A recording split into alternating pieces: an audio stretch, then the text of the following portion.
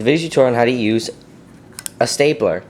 Most people know that a stapler is used to stick, I'll just example, I have a napkin here, stick these two pieces together, or if you have multiple sheets, to hold them all together. But do you know how to use a stapler? And I will show you. This one is just a Staples brand, and there's two things that you can do with a stapler. If you're stapling onto a bulletin board, you can pull up like this and staple like this and push down like that, and it will go into the bulletin board without this bottom part bending the staple. But the second way that's most commonly used is stapling like this. So what you need to do, let's get this out of your, and stick this like this where you want to staple.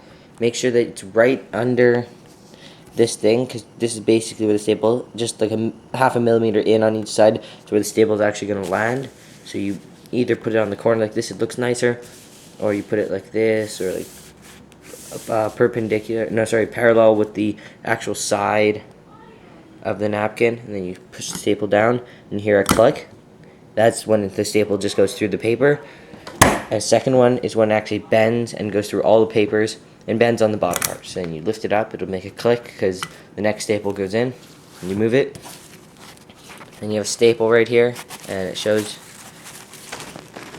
the only way to get this part is with a staple remover, or if you tear it. And that's how you use a stapler.